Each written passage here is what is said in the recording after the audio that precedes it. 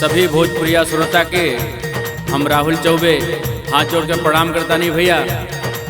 एगो माई के पचरा लेके आप लोग के बीच आइल बनी भैया, जेकरा में माई और मालिन के प्रसंग बा भैया। सुनी जा और आशीर्वाद दी जा।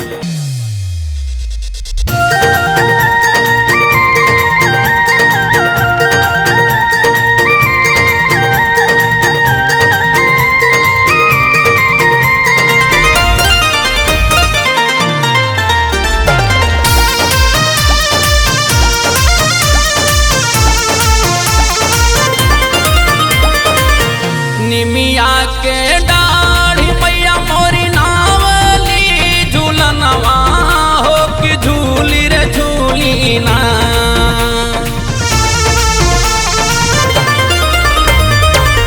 निमिया के डाढ़ी मैया मोरी नावली झूलनवा हो कि झूली रे झूली ना, हो कि झूली रे झूली ना। मैया मोरी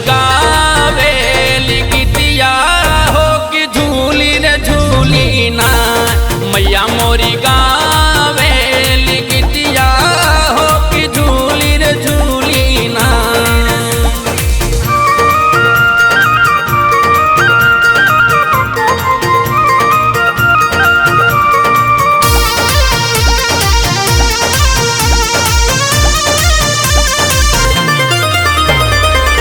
झूलत झूलत माई के लागली पियसिया हो कि चली रे भैली ना।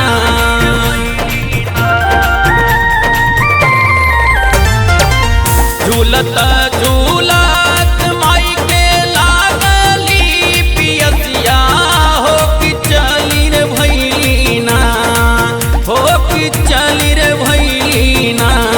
ओही मालिनिया के धमवा माई चली रे भैली ना। ओही मालिनिया के धमवा मैया चली रे भैली ना।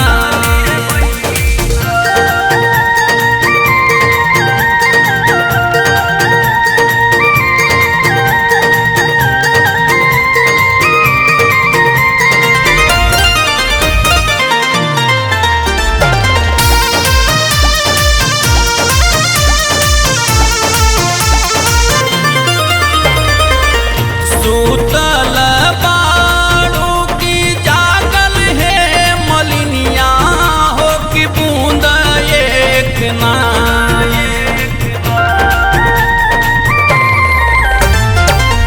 सूतल बाड़ू की जागल है मलिनिया हो कि बूंद एक ना, हो कि बूंद एक ना।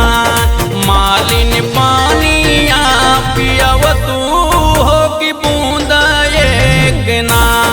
मालिन पानिया पियव तू हो कि बूंद एक ना।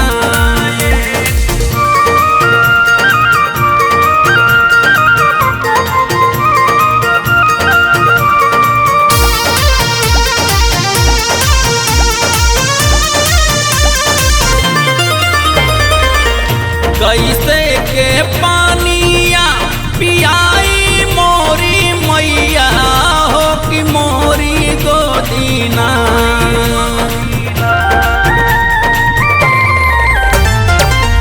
कैसे के पानिया पियाई मोरी मैया हो कि मोरी गोदियाना, हो कि मोरी गोदियाना।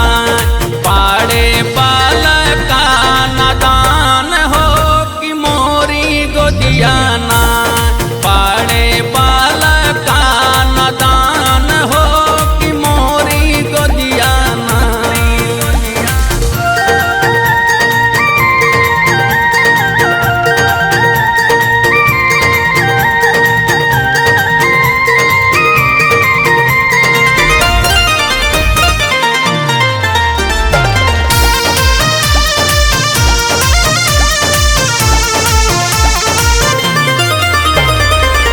ललना के सुतावा हो मालिन सोने के खटोलवा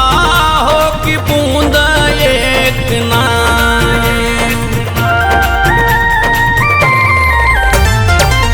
ललना के सुतावा हो मालिन सोने के खटोलवा हो कि बूंद एक ना, हो कि बूंद एक ना। मालिन पानिया पियाव तू हो कि बूंद एक ना। मालिन पानिया पियाव तू हो कि बूंद एक ना।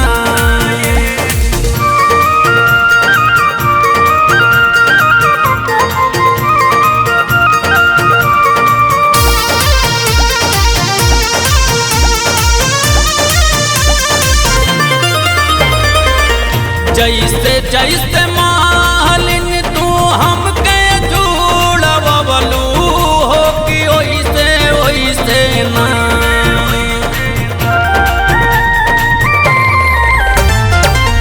जैसे जैसे